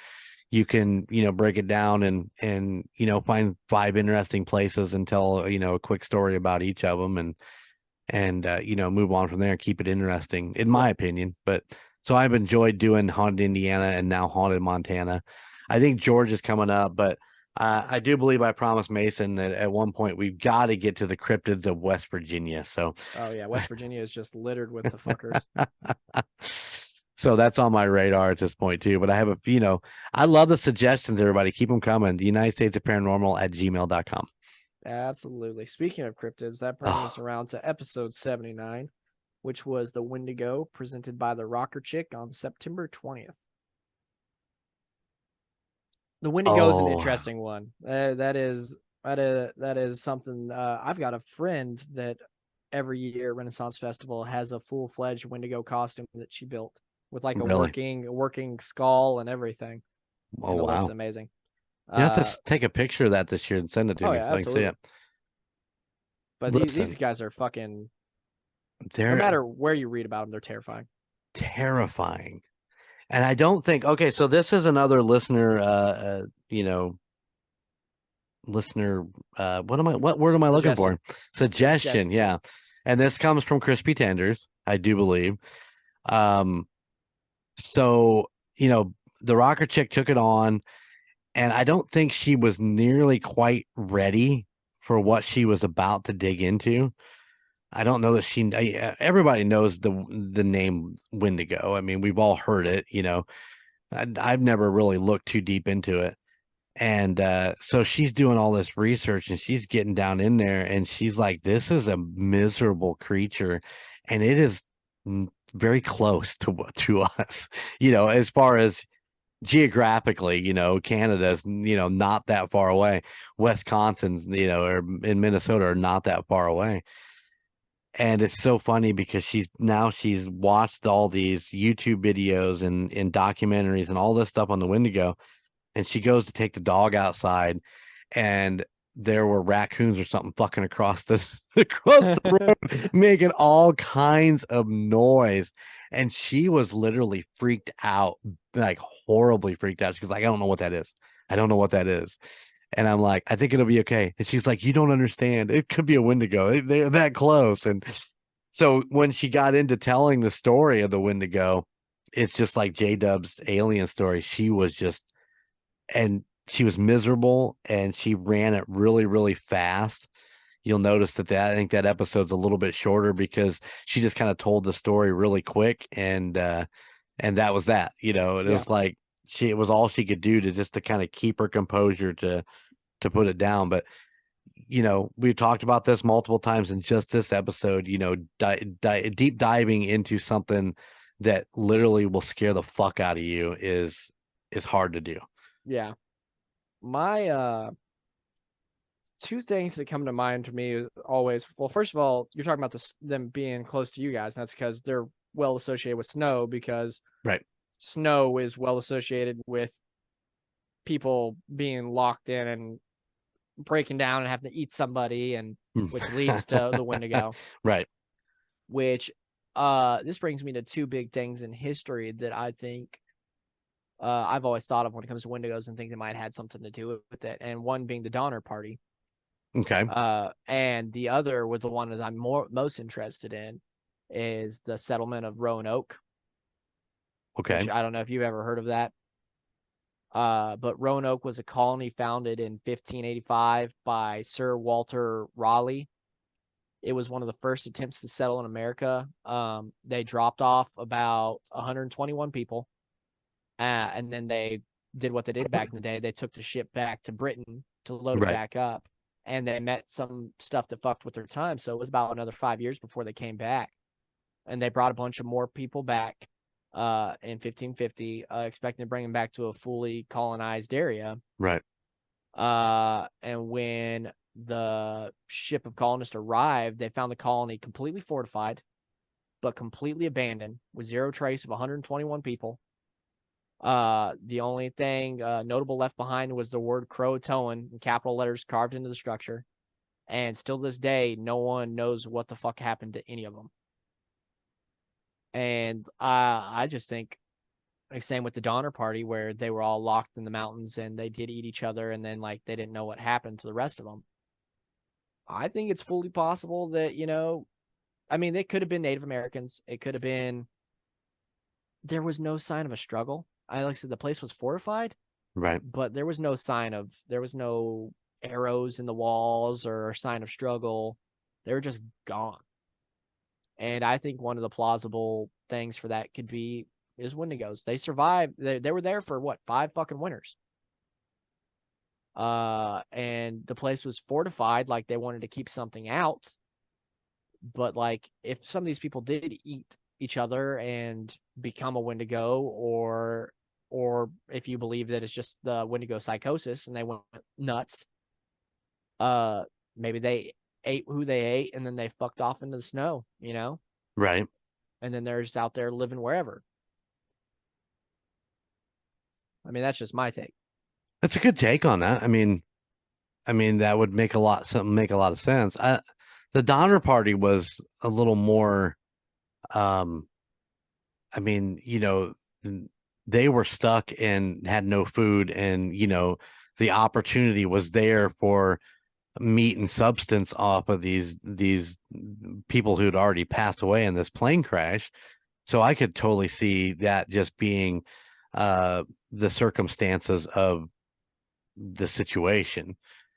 But yeah, I mean, to go back to that, why not? I mean, why wouldn't that be something that, you know, here's a brand new colony, and the Wendigo comes along and says, well, what the fuck we got going on here? Looks like an opportunity. For 121 people to just be fucking gone. Right. With no sign of fucking struggle. And like, that's just fucking, that's insane. Yeah, it's pretty that's one weird. Of those things that were like, they've looked, archaeologists looked, people looked back then. I mean, fuck, America was settled. Right. And there's rumors and stuff. There's like, maybe they went and joined a tribe. Maybe they did this, maybe they did that. And it's just one of those things we'll never really fucking know. But Right. I really feel like there's got to be something more going on there. But that's just my personal take on it. I can totally back that. I can totally get behind that theory. 100%. And I absolutely, but I can take it both ways though too, because I can believe if somebody breaks down and eats a person that they fucking mentally snap, and then they become something less than human. Right. So Well, and it goes back to I think she talked about that the older man in the back of the bus in that episode. yeah, that was fucked up. And I still get behind the idea that we lean on that excuse that we're psychologically unfit for trial. That becomes a crutch that people use to try to get out of, when they've done something stupid. And, eating a kid in the back of the bus is pretty fucking stupid. What the fuck makes you want to eat a person in the back of the bus in the first place, though? I mean, if anything, I'd argue that man was fucking insane, because who the fuck sits down with the pocket knife and is like, I'm gonna eat this fucker? Well, I mean, like if they came back and was like, yeah, dude was on bath salts, I'd be like, okay, that makes sense. But they're like, if dude comes back and like, no, he pissed clean, man, now drug in his system. I was like, so he just sat down and made the decision to fucking turn some dude into Chef Boyardee. All right. Well, did we ever specify what race the kid was? Was he, I have no fucking idea. I mean, maybe he had that very tan skin like a Hawaiian, native, and it just looked like a nice juicy piece of chicken. I don't know, man. That guy. Either way, you can sit down on a fucking public transportation and make the conscious decision to eat a motherfucker. You are mentally unstable. But I don't know that I would lock you up with other crazy people, because that's like sitting you down at a fucking buffet. Well, I mean, it's the same point of that is, though. I mean, you're about to save on meals, and we won't have to pay. We won't have to pay for. I don't know, man. It's like back in the day when that Florida thing happened, where that guy got on fucking bath salts and was eating that man's face. If I was that cop and rolled up on that scene, and that homeboy looked up at him from eating someone's face and growled at him, done. I would have put fucking every bullet in my clip into him. Absolutely. And they would have been like, you're fired. I'm like, that's okay. That's fine. I saved the world from the fucking zombie apocalypse. Because my brain's not instantly going bath salts. My brain's instantly going, that guy's eating that man's face and just fucking growled at me. Yep. I'm fucking putting him down. And then they were like, the guy that he was eating was still alive. And is alive this day. I would have absolutely went to jail, because I would have put fucking 2 in him too. I'm like, no, this fucker's about to get up and try to eat me too. And just been like, pop, pop. And be like, we're done here. That is called the double tap. Yeah, if you're you've welcome, world. If you've ever seen Zombieland, you got to do the double tap. So like, I saved us all. I ain't cut out for it. That's why Logan doesn't walk around carrying a gun. Wendigo was an extremely interesting storyline. So maybe we'll get more into that somewhere down the lines. Maybe it'll tie into something else too, with Bigfoot or aliens. You never know. Well, yeah, it had a lot. You guys did talk about like maybe possibly alien ties and then spiritual ties, and you even talked about manifestation, know, which leads us around to something we talked about last time with the tulpas and everything. So, who knows? Who fucking knows? I don't know. We just keep talking about it. That's what we're here for. We speculate. It is just an opinion, people. Yep. That brings us to the last one. The last one. Today's episode. Well, today for me is Wednesday. Episode 80, Southern Indiana Paranormal Society Day, with Amanda, and say it with me, Jeremy, Bailey. Yes. Bailey. Totally messed that up, didn't I? Yeah. Well, okay, to be 100% open about what happened. It was J-Dub's fault. It's always J-Dub's fault. I wanted to use Riverside because I thought I would get a cleaner recording than the Zoom, and I had everything set up in the studio. It's set up a certain way, and I had to move some things around, and I have them on the Riverside. I've got their video, but I can't hear them. And you know how that goes, man. You just get frustrated and panicky because now I don't want to waste their time, because they literally went and hired a babysitter to watch their kids while they come and did the show. and I didn't want to waste their time, and I was frustrated, and so when I finally did get everything fixed, we started the show right away, and boom, I totally fucked up her name, and I felt so terrible. I thought about trying to edit it out, and I was like, you know what, dumbass, that is your mistake to own. Yep. So Your cross to bear. So yeah, we're good. So yeah, so we had Sips rolled in and they talked to Boozers. These ladies are moms, business women, and they've got a big passion for the supernatural and otherworldly objects. They talked about the crystals, tarot cards. These ladies seem like they're doing a little bit of everything, and they were super interesting to listen to talk. I really, really, really enjoyed talking with them. We swapped emails up until recording time, and I had a really good feeling about it. I went out and did the research on them for my own personal, so going into it instead of just going into an interview style thing. I wanted to know a little bit more about them.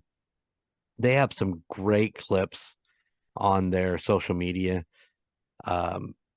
They also just the fact that they were in Warsaw, which just was hilarious to me, because J-Dub knew it. She never told me.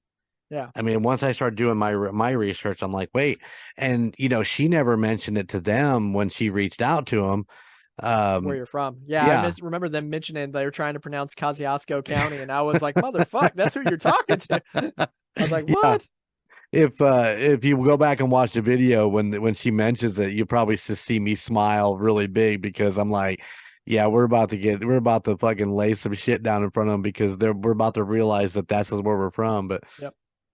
Yeah, enjoyed talking to them very much. I've been on Cooper's Crystals. I don't know why I keep calling it cup, because I think it has to do with the football player, but it's cooperscrystals.com. I've been on there. I'm getting ready to order a couple things off there. She's got some great looking merch on there. So I checked that out today too. And that is, for listeners, that is COOPERSCRYSTALS.com. Now she also has social media for that, but I didn't get that on the socials, so it's not in the show notes. Just mainly the SIPs thing, and then just the direct line to her website. But go check it out. I did email them after we were done. Amanda emailed me and thanked us again and said they had a great time. And I said, listen, I want to keep this relationship going. I really enjoyed talking to you guys. You guys seem really down to earth and very vested in your paranormal research. I said, I definitely want to keep close ties with each other. I want to know about what adventures you're going on and what you find, and, just keep us in the loop. And, hopefully when you do decide to come back up to Warsaw to do the old jail again, we are definitely in to go with you. And apparently I'm going to spend 5 minutes in the what is it? What room is that? Oh, fuck. The solitary room. Solitaire. Yeah. I know exactly what prison you're talking about too. It's that one. Yeah. Yeah. It's just like a block north of Main Street down there. I stood there oh God, was it last year? I think it was Montana's bridal shower, and they had it at the 110 Meadery downtown. And after we got everything unloaded, we ended up parking back behind, which put me right in front of the jail. And I remember standing there for like 5 minutes, just staring at the windows, waiting for something to peek out at me. Yeah. It definitely has those vibes. Yeah. I said, this place is supposed to be haunted, to see if something peeks out. But if I remember right, there used to, when I was a kid, I think they had like a wax figure or a dummy like near one of those windows. They used to have like a striped suit on. Oh yeah. Like back in the day. I remember staring at that place all the time as a kid and being like, fuck that place. Yeah, because didn't your mom have an office like right there? Right near there, yeah. Yeah, I remember that. Yeah. So we'll see. Hopefully they're talking maybe November. Nice. About coming back up. We'll see. Like I said, I want to keep close to them.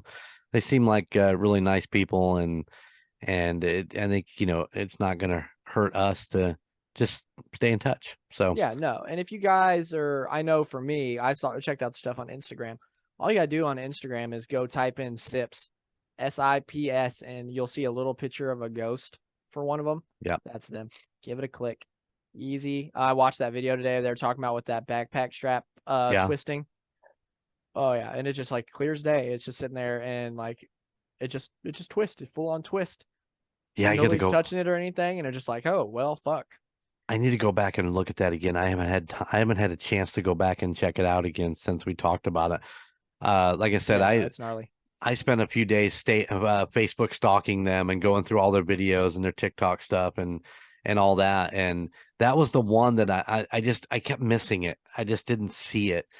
And I think it's interesting because when I watch videos and shit, I don't see things right away. And I don't know how people like these investigators do that and catch these little hints of things that turn out to be something huge. And it's just insane to me. I just don't have that eye for it, I guess. But it's just like you sitting in front of fucking audio all day listening to it over and over again, except they're doing it with their eyes. Yeah, that's true. They might not catch it the first go around, but like after watching the same video 30 fucking times, they'll be like, oh fuck, look at that backstrap fucking twisted. It moved. Yeah. So I need to go back and check that out. I'll make that a priority so I can go see it again. But yeah, they've got several pieces on there, really good pieces. So that ball moving without that cat ball that lights up. When you touch it, it lights up. We've all had our kids have all had the shoes that do that. When you step, they light up. These cat balls, when you touch them, they light up. And that fucking cat ball moves without lighting up or anybody touching it. And it's a great piece that they caught there.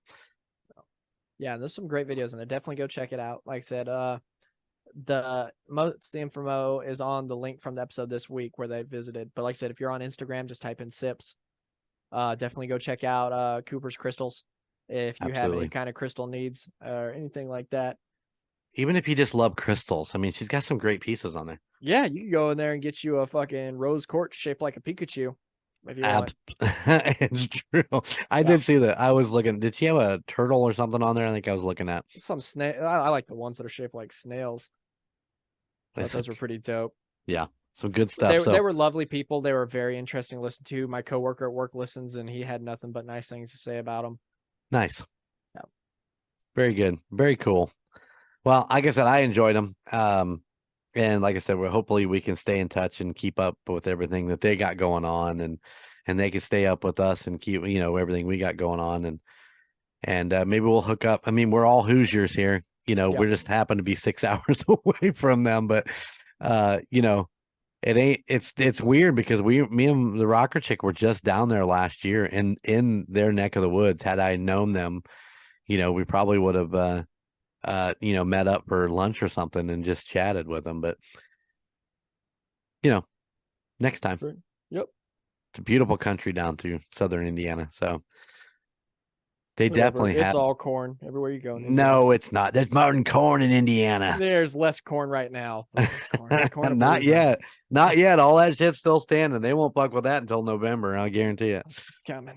All right. Well, anything else that we need to go over? That covers our September review. No, that's all that we did in September. Like I said, everybody, just keep your eyes posted. There will be the brand new Vamptober merch dropping shortly after this. We will have all sorts of stuff on there, so go check it out. Esteban, like always, killed the design. Absolutely. And these will be limited edition designs. Once October is dead and gone, it's out, just like Daltober was. Yep. And if you want us to possibly bring back one of the Daltober designs, maybe email us. Yeah. Maybe hit us up at the United States of Paranormal at gmail.com and say, hey, I didn't have a Daltober shirt. I'd like to order one. Maybe we'll put it up there for you. That's true. We can do that. We could. You just gotta say something. The Daltober stuff was great. The Vamptober stuff is just as good, if not a little bit better. Yeah, it's just gonna get. We just like wine. We get better with time. It's true. If you end up check out the Golden Mojo. There's gonna be other Halloween content out there. I'm gonna be on an episode of Halloween with the Call Guys. We're still ironing it out. It sounds like the Golden 80s might be working on something. Oh, we had a whole month of October of something. So yeah, should be fun. Yep. So we've got your spooky needs. So you just come on, you celebrate Halloween with us. Golden Mojo Entertainment celebrates Halloween. Yep. And this month I will be on a couple episodes of Two-Sop. So prepare yourself for that. Like I said, I do not shut the fuck up. You're gonna get a whole week of Logan in the last week of October. That's a lot of Logan. That's a lot. And not everybody thinks my voice is soothing. So.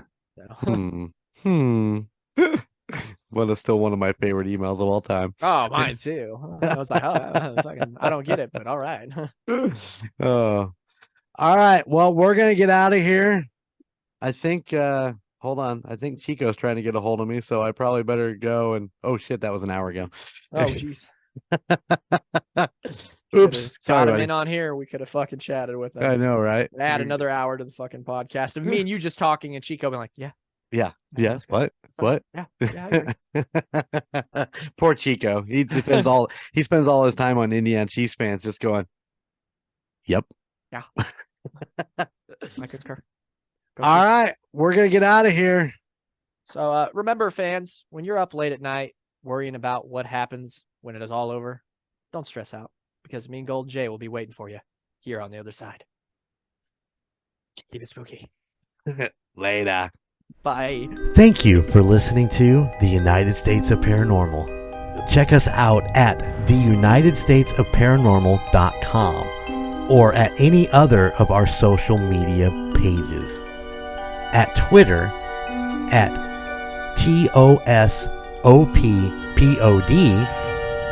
at Instagram at the United States of Paranormal, or Facebook at the United States of Paranormal, or YouTube at the United States of Paranormal 1795.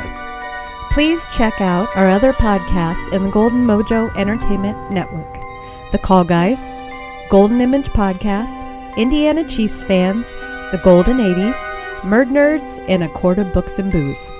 And if you have a location you would like us to check into, or a creepy story that you would love to tell us, please email us at theunitedstatesofparanormal@gmail.com.